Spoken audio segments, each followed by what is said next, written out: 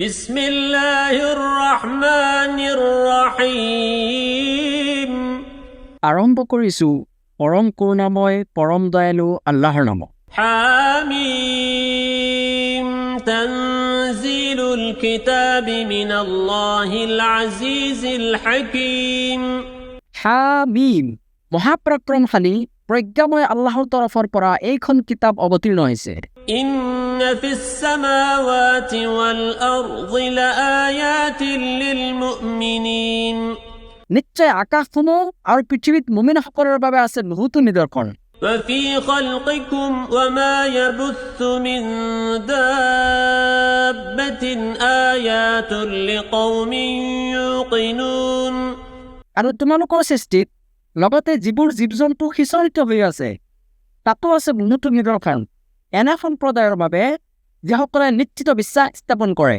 واختلاف الليل والنهار وما أنزل الله من السماء من رزق فأحيا به الأرض بعد موتها وتصريف الرياح آيات لقوم يعقلون।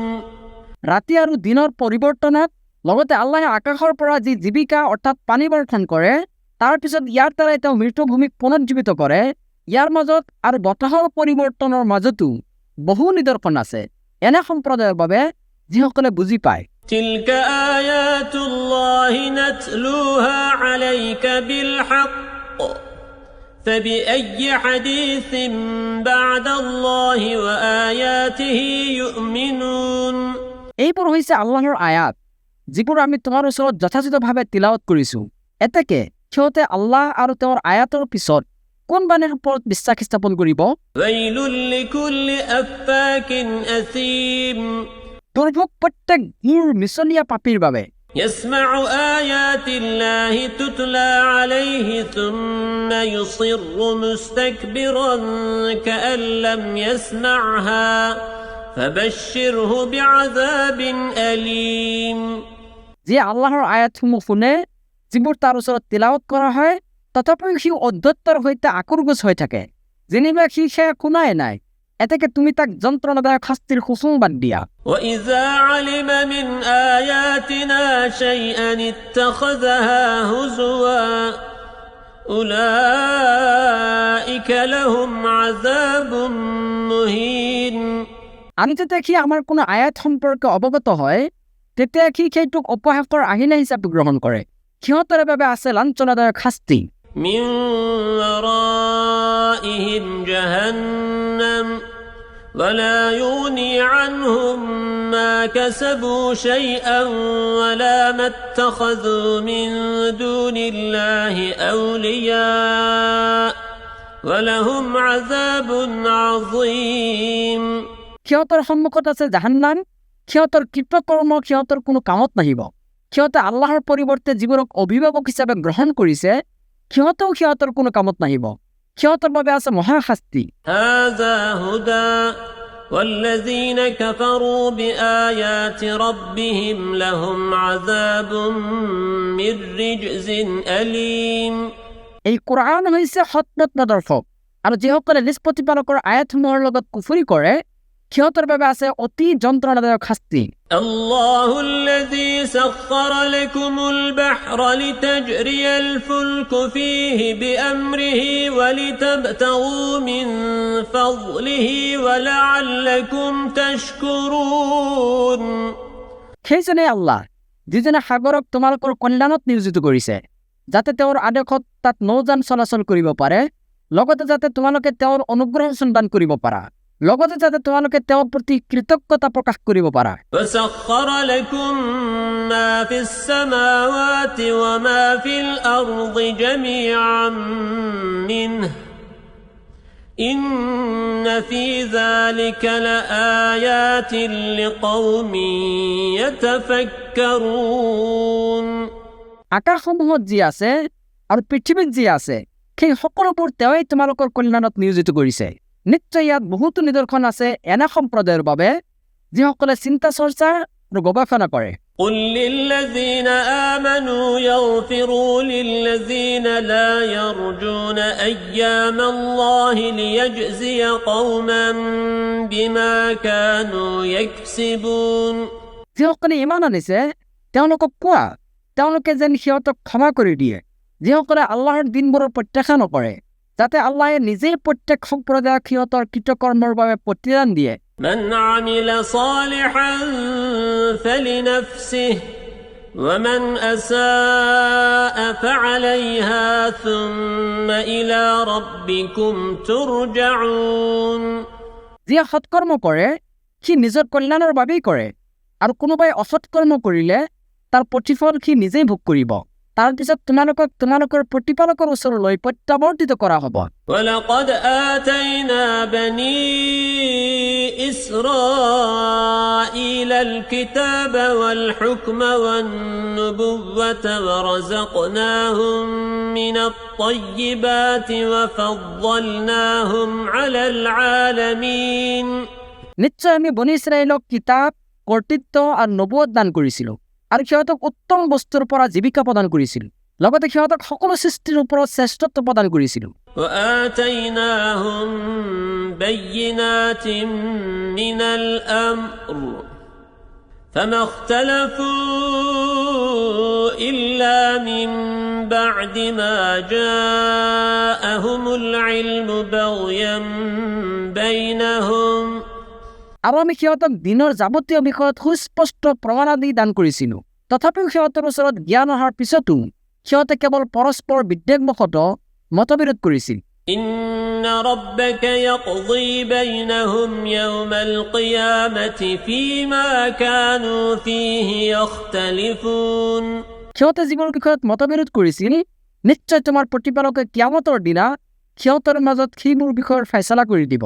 ثم جعلناك على شريعة من الأمر فاتبعها ولا تتبع أهواء الذين لا يعلمون তাৰ পিছত আমি তোমাক প্ৰতিষ্ঠিত কৰিছোঁ দিনৰ বিশেষ বিধানৰ ওপৰত এতেকে তুমি তাৰে অনুসৰণ কৰা যিসকলে নাজানে সিহঁতৰ প্ৰবৃত্তিৰ অনুসৰণ নকৰিবা।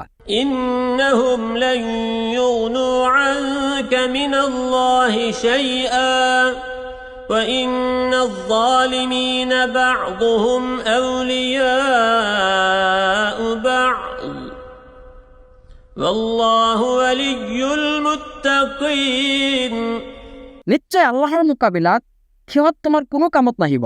জানি থোৱা নিশ্চয় জানিমসকল হৈছে ইজনে সিজনৰ বন্ধু আৰু আল্লাহ হৈছে কেৱল মুত্তাকিসকলৰ বন্ধু।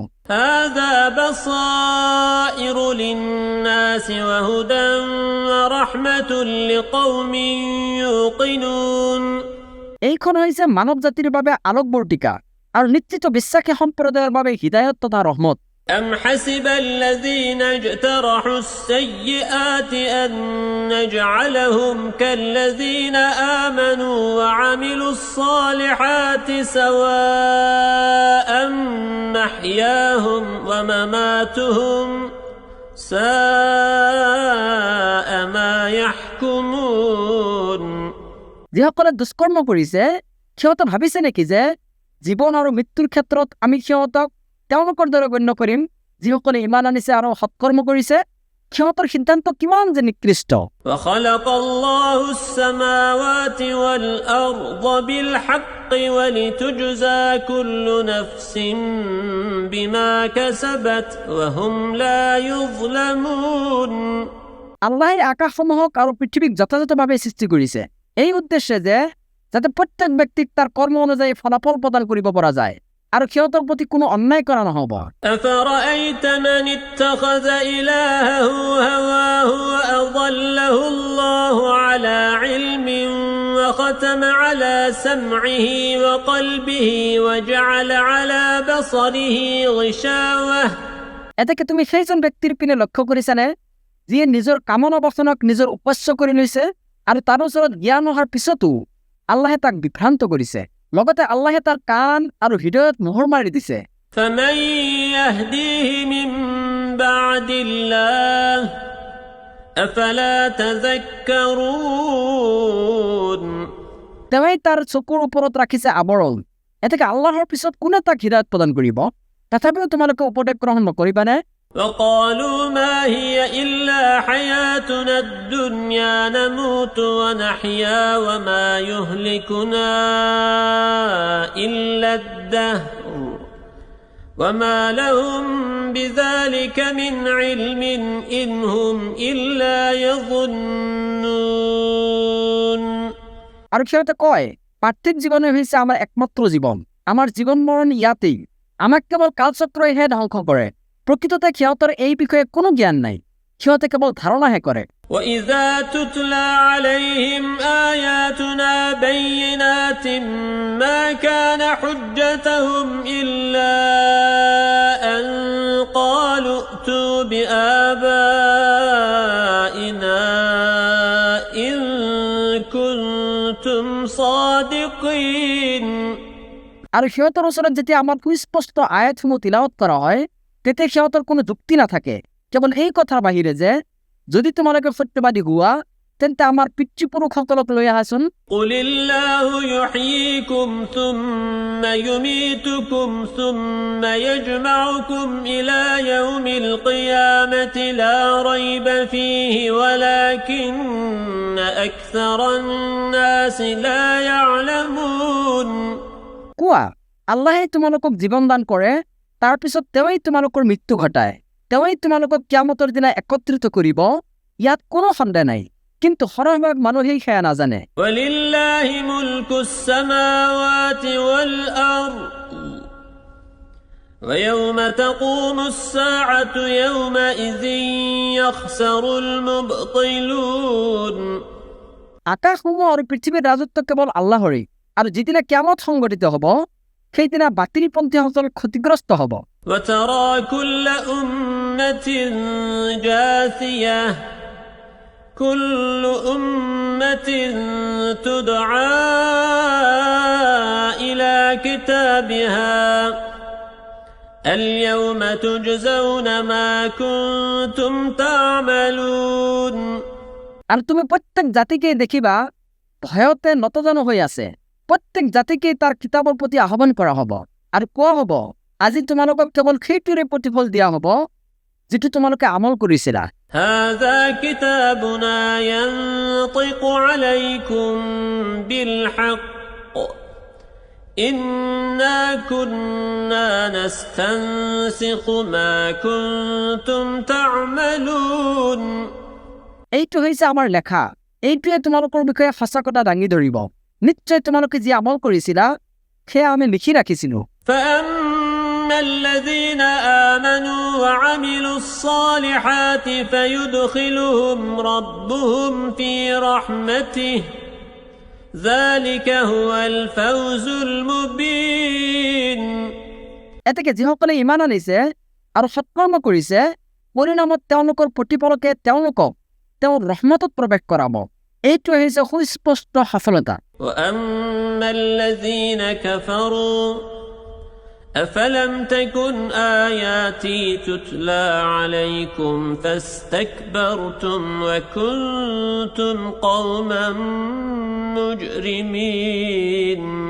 আনহাতে যিসকলে কুফৰি কৰিছে সিহঁতক কোৱা হ'ব, তোমালোকৰ ওচৰত আমাৰ আয়াতসমূহ পাঠ কৰা হোৱা নাছিল নে? তথাপিও তোমালোকে অহংকাৰ কৰিছিলা, আৰু তোমালোক আছিলে এটা অপৰাধী সম্প্ৰদায়। وإذا قيل إن وعد الله حق والساعة لا ريب فيها قلتم ما ندري ما الساعة إن نظن إلا ظنا وما نحن بمستيقنين।